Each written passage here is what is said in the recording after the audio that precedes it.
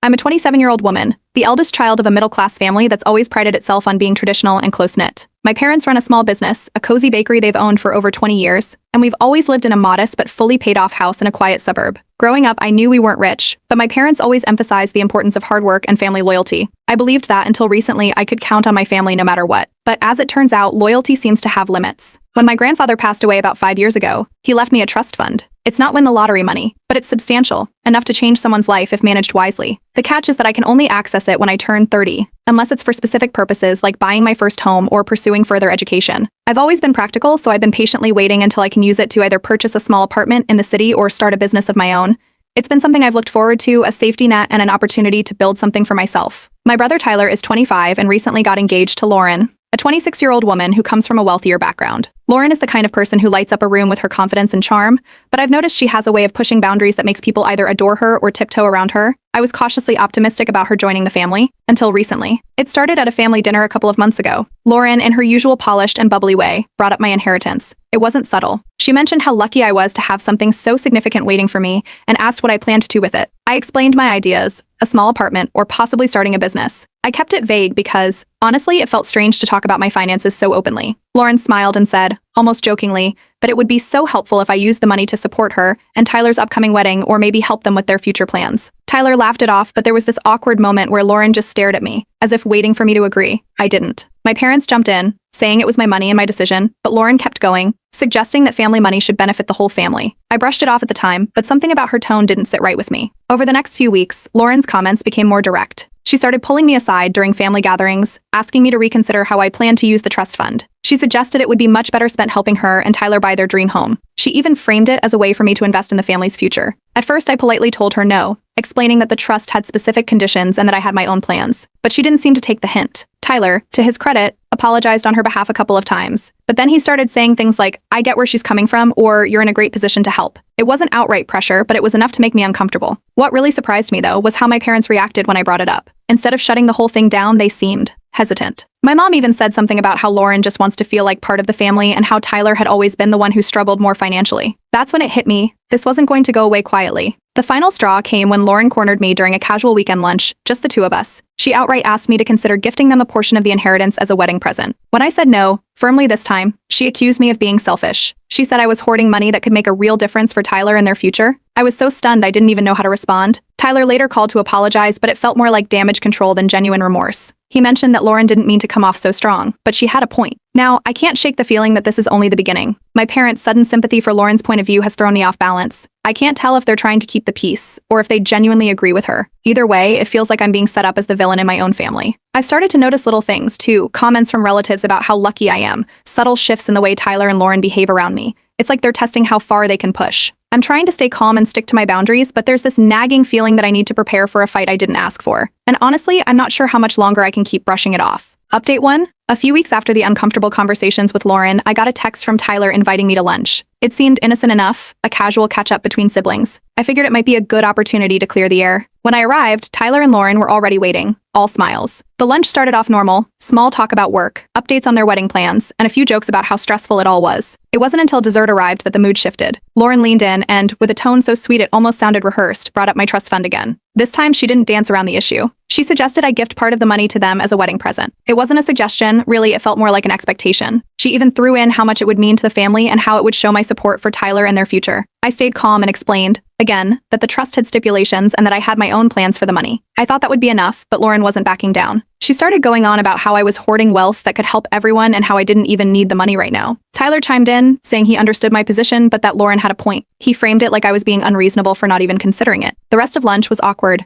and I left feeling like I'd walked into a setup. A few days later, my parents called me over for what they described as a family meeting. When I got there, Tyler and Lauren were already seated with my parents. That sinking feeling I'd had during lunch came right back. My parents, who had always respected my boundaries before, surprised me by suggesting that I should share the inheritance to avoid any unnecessary conflict. My dad even threw in a comment about how family comes first and how this could be my way of showing support. I was floored. They weren't outright demanding it, but the pressure was undeniable. Lauren looked smug, like she'd already won. I reminded them that the trust fund was mine and that I had clear plans for it. But instead of backing me up, my parents started making excuses for Tyler and Lauren. My mom mentioned how Tyler had always had it tougher financially and how Lauren just wanted to feel like part of the family. The betrayal stung more than I expected. I left the meeting without agreeing to anything, but I knew this wasn't the end of it. The next few days were a whirlwind. Somehow, Lauren managed to drag extended family into the mess. Aunts, uncles, and even distant cousins started reaching out, telling me I should do the right thing and help Tyler and Lauren. It became clear that Lauren had framed me as greedy, someone who wasn't willing to support her own family. It didn't matter that the money wasn't even accessible yet, or that it had been left to me for specific purposes. The narrative had been set.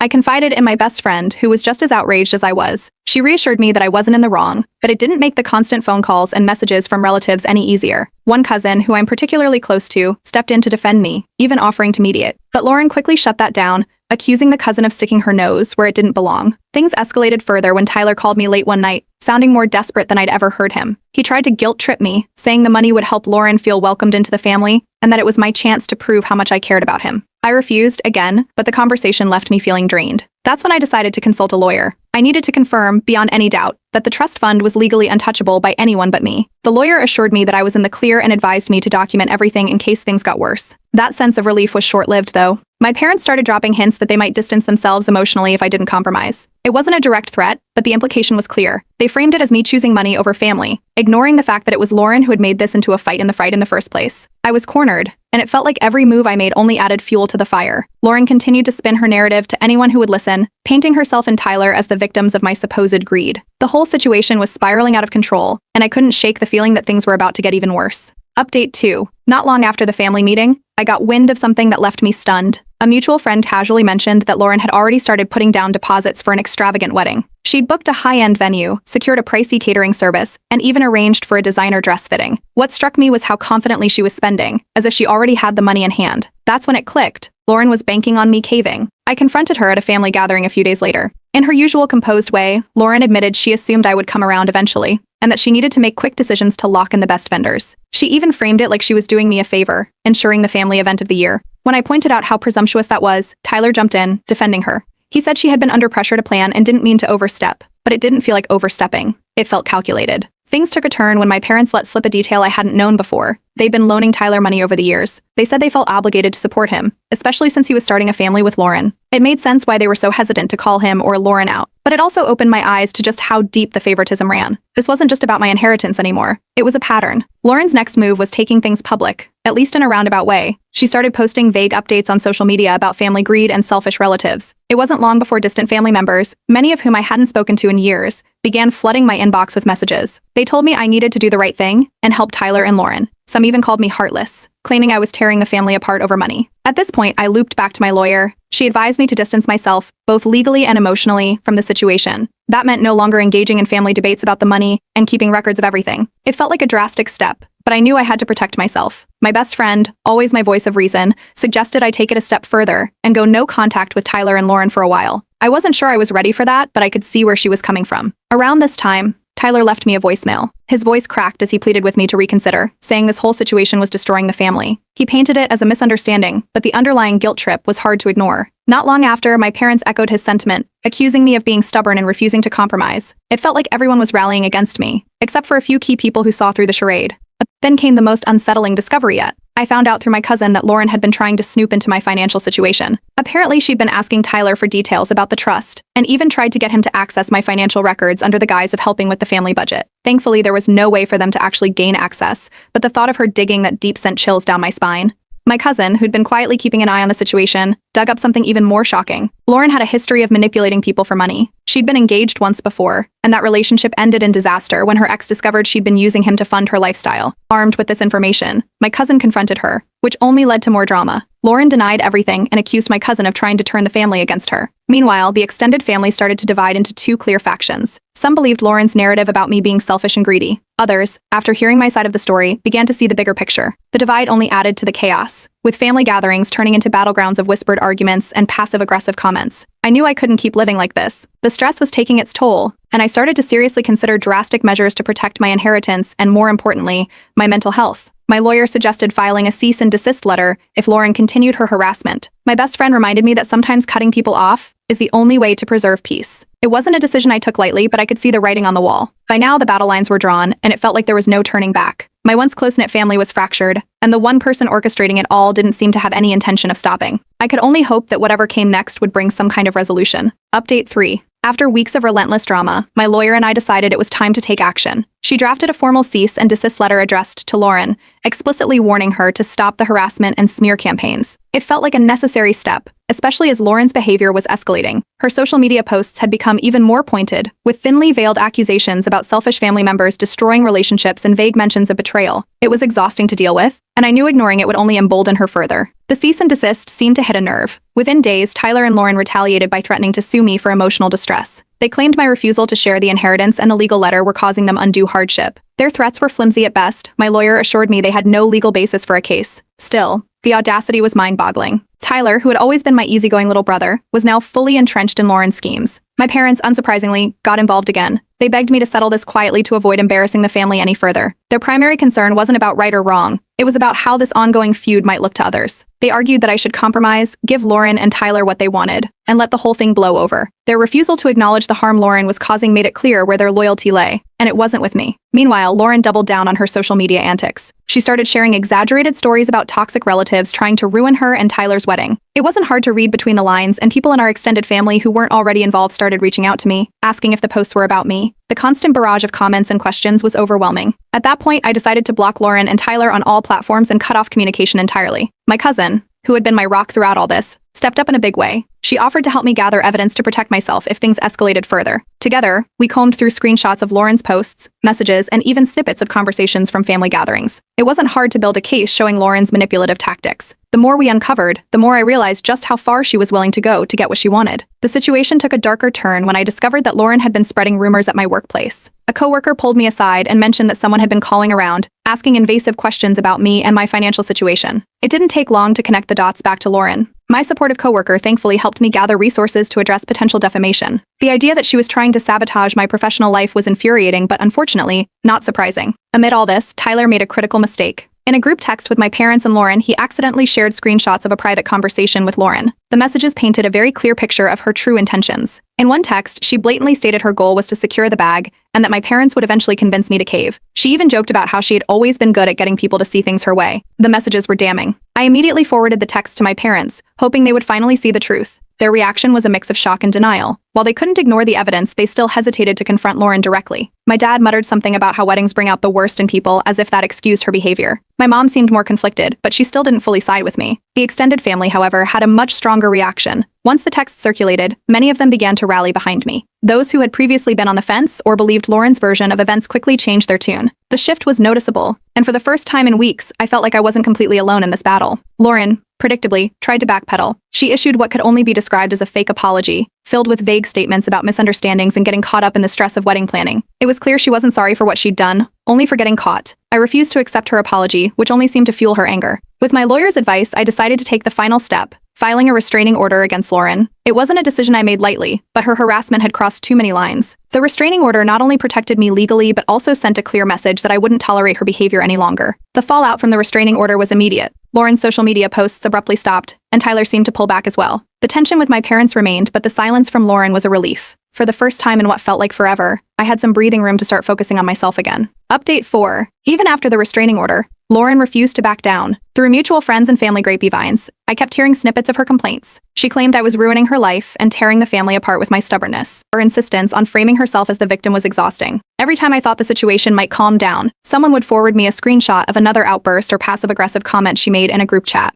The breaking point came when Tyler called me directly for the first time in weeks. He issued an ultimatum. Either I agree to share the inheritance, or he would cut me out of his life. He framed it as a choice between being part of the family or continuing to cause unnecessary drama. It was clear he was under pressure from Lauren, but hearing those words from my brother was still a gut punch. I confronted my parents about the entire situation, laying everything out, from Lauren's manipulations to Tyler's ultimatum. For the first time, I directly accused them of enabling Tyler and Lauren's entitlement. Instead of addressing the core issue, they dropped a bombshell of their own. They admitted they'd been struggling financially for a while. The bakery wasn't doing as well as it used to, and they were worried about retirement. They hinted that Tyler and Lauren had been helping them out here and there, which explained why they were so reluctant to stand up to them. It wasn't just favoritism, they were financially dependent on them. Hearing this shifted my perspective on why my parents had been so passive, but it didn't make their behavior any less hurtful. My cousin, who had been my strongest supporter throughout this ordeal, suggested it was time to go no contact with my immediate family, at least temporarily. She reminded me that I couldn't keep setting myself on fire to keep others warm, especially when they weren't willing to meet me halfway. After a lot of thought, I decided to step back entirely from family events. It wasn't an easy decision, but the constant tension was affecting every aspect of my life. I told my parents that I wouldn't be attending any gatherings for the foreseeable future and asked them not to contact me unless they were ready to address the situation seriously. Their reaction was predictably emotional, accusing me of abandoning the family, but I stood firm. Meanwhile, Lauren's social media attacks escalated into outright slander. She started posting detailed and completely fabricated stories about how I had sabotaged her wedding plans and refused to help out of sheer spite.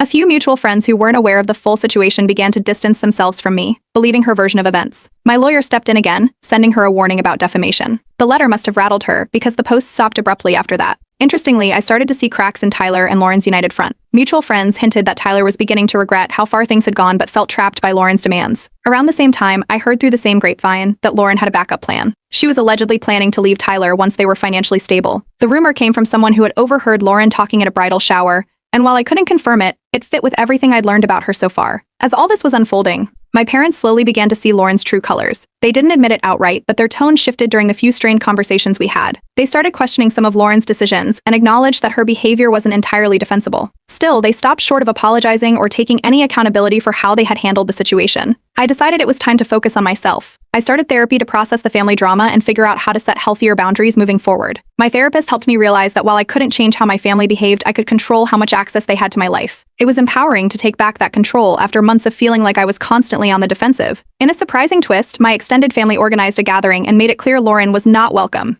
They wanted to show their support for me and distance themselves from her toxic influence. It was the first time I felt like I wasn't fighting this battle alone. Seeing the people who mattered most rally around me was a huge relief. By the end of it all, I had made my priorities clear. Protecting my mental health and financial future became my main focus. I stopped engaging with any drama related to Lauren and Tyler, refused to entertain my parents' guilt trips, and leaned into the support of my extended family and close friends. For the first time in a long time, I felt like I could breathe again. Update 5. A few months after I officially cut ties with my parents, Tyler and Lauren, the situation took a sharp turn. Word spread through mutual friends that Lauren had left Tyler. The news didn't come as a surprise to anyone who had been following her behavior. Apparently, after realizing the inheritance battle wasn't going to end in her favor, she started distancing herself from Tyler. The breakup happened quietly, with Lauren moving out of their shared apartment under the pretense of needing space. Tyler was blindsided. Shortly after, Tyler reached out to me. It wasn't the hostile or desperate tone I had grown used to during the inheritance drama. Instead, he apologized. He admitted that Lauren had manipulated him into taking her side and that he had ignored the warning signs because he wanted their relationship to work. He seemed genuinely remorseful, but I made it clear that rebuilding any sort of relationship would require time, effort, and respect for my boundaries. Meanwhile, my parents also began reaching out, trying to mend our fractured relationship. They started acknowledging that they had enabled Tyler and Lauren's entitlement and expressed regret over how they handled the situation. However, I kept firm boundaries in place. While I was open to polite communication, I made it clear that trust would take a long time to rebuild. During this time, I made the decision to finally access my inheritance and start building the life I had always envisioned. I used a portion of the funds to purchase my first home, a cozy apartment in the city that felt like a fresh start. With the remaining money, I invested in starting a small business I had been dreaming about for years. It was a calculated risk, but the sense of independence and control it gave me was worth every moment of effort. My cousin, who had been my biggest supporter throughout the ordeal, became an even stronger presence in my life. She helped me navigate the challenges of starting my business and encouraged me to focus on the relationships that truly mattered. Together, we celebrated every small milestone, from my first business client to settling into my new home. Her unwavering support was a reminder that family doesn't have to be defined by blood alone. As for Tyler, the fallout from his relationship with Lauren forced him to confront some hard truths. He began therapy to address his codependency issues and to better understand why he had allowed Lauren to manipulate him for so long. Slowly, he started rebuilding his life. Our relationship improved incrementally, he respected my boundaries and didn't push for more than I was willing to give. It wasn't perfect, but it was a step in the right direction. Lauren, on the other hand, faced the consequences of her actions. After the cease and desist and defamation warnings, her social media presence dwindled.